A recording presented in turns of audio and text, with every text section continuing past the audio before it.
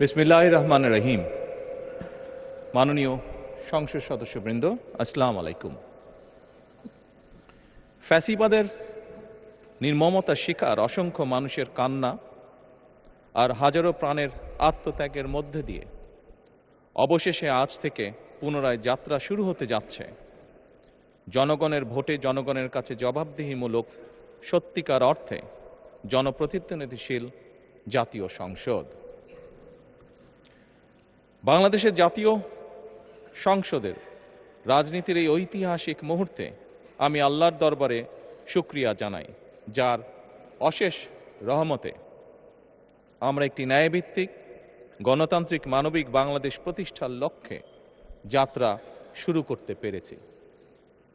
1971 সালের স্বাধীনতা যুদ্ধের থেকে শুরু করে 2024 সালের দেশ এবং জনগণের স্বাধীনতা রক্ষার যুদ্ধ সহ এই পর্যন্ত দেশে গণতন্ত্র এবং মানুষের অধিকার প্রতিষ্ঠার সংগ্রামে যারা শহীদ হয়েছেন, ত্রয়োদশ জাতীয় সংসদ শুরুর এই যাত্রা লগ্নে আমি তাদেরকে কৃতজ্ঞতার সঙ্গে স্মরণ করছি।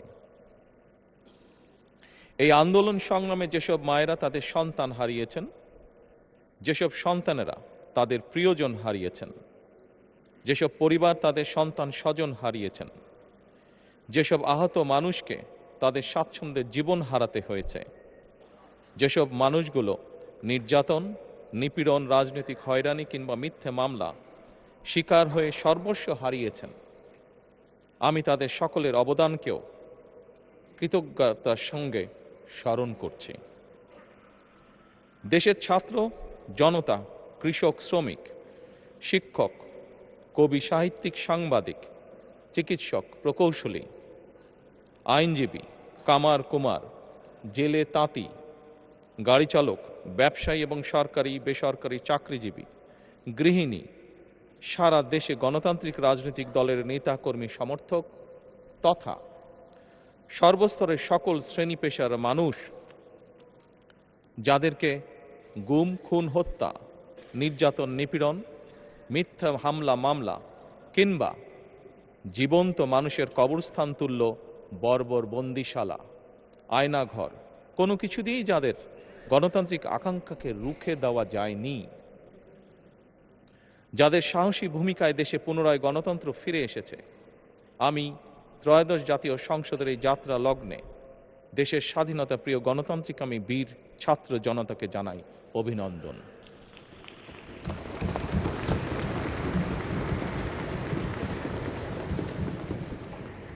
সম্মানিত সংসদ সদস্যবৃন্দ,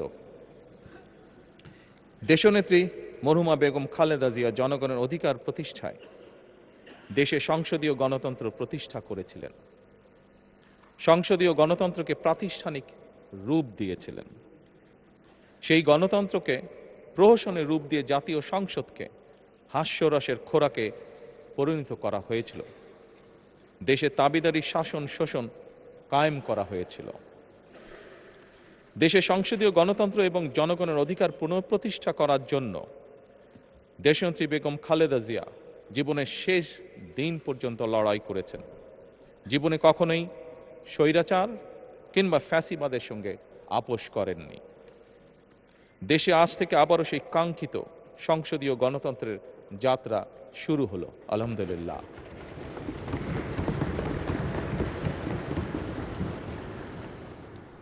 সংসদীয় রাজনীতি প্রতিষ্ঠাতা খালেদা জিয়া দেশ এবং জনগণের সাফল্যে এই শুভ মুহূর্তটি দেখে যেতে পারেননি। আজ তাই এই জাতীয় সংসদে দাঁড়িয়ে আমরা দেশ এবং জনগণের স্বার্থে আপসীর নেতৃত্ব, ব্যক্তিত্ব, স্মরণীয়, বরণীয়, অনুকরণীয় রাজনীতিবিদ মরহুমা খালেদা জিয়াকে গভীর শ্রদ্ধার সঙ্গে স্মরণ করছি।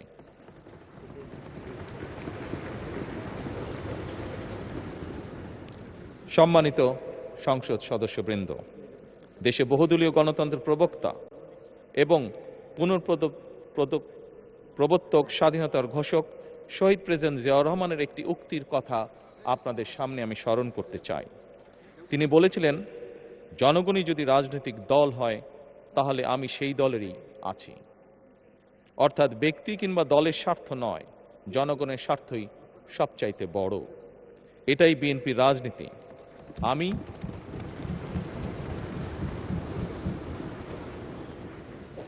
আমি প্রথমবারের মতন বাংলাদেশ জাতীয়তাবাদী দল বিএনপি থেকে জাতীয় সংসদ সদস্য নির্বাচিত হয়েছি।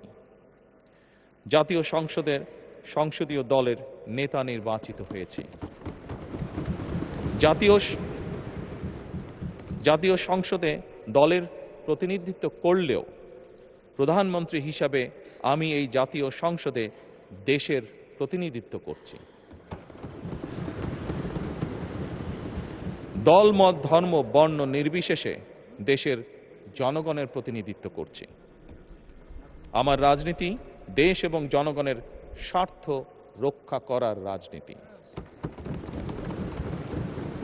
বিএনপির রাজনীতি জনগণের জীবন মান উন্নয়ন এবং স্বনির্ভর বাংলাদেশ গড়ার রাজনীতি। প্রতিটি পরিবারকে স্বনির্ভর করাই আমাদের রাজনীতির লক্ষ্য। প্রতিটি পরিবারকে স্বনির্ভর করার মাধ্যমেই বিএনপি একটি স্বনির্ভর, সমৃদ্ধ, নিরাপদ, গণতান্ত্রিক বাংলাদেশ প্রতিষ্ঠা করতে চায়। এই লক্ষ্য অর্জনে আমি জনগণের সমর্থন এবং সহযোগিতা চাইছি। এই মহান জাতীয় সংসদে সকল দলের নির্বাচিত প্রতিজন সংসদ সদস্যের সমর্থন এবং সহযোগিতা আশা করছি।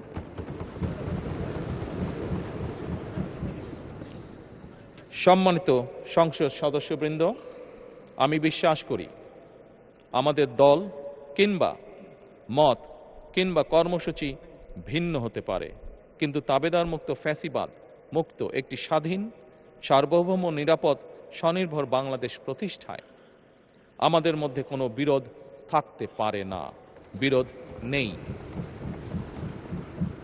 জাতীয় সংসদকে জাতীয় কর্মকাণ্ডের কেন্দ্রবিন্দু না করে বিতাড়িত ফ্যাসিস্ট সরকার জাতীয় সংসদকে অকার্যকর করে ফেলেছিল।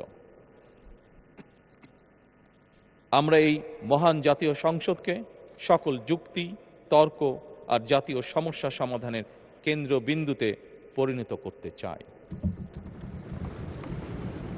সম্মানিত সদস্যবৃন্দ, নতুন সংসদ যাত্রা শুরু করার সময় সংসদের সাবেক স্পিকার কিংবা ডেপুটি স্পিকার উপস্থিত থাকার কথা ছিল, কিন্তু পতিত, পরাজিত, বিতাড়িত ফ্যাসিস্ট সরকারের জনবিরোধী এবং গণবিরোধী কর্মকাণ্ডের ফলে যে জনরোষ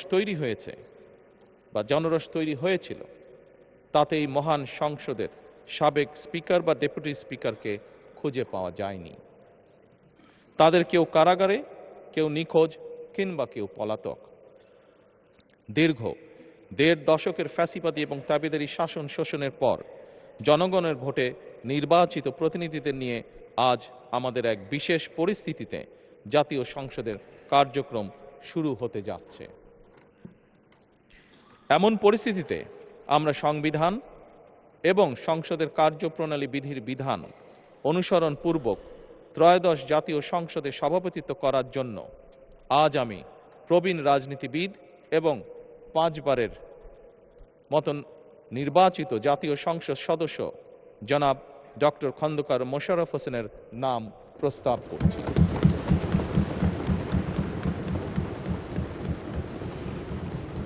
সম্মানিত সংসদ সদস্যবৃন্দ, আমাদের সংসদীয় রীতিনীতির ইতিহাসে এই ধরনের পরিপ্রেক্ষিত নজিরবিহীন নয়।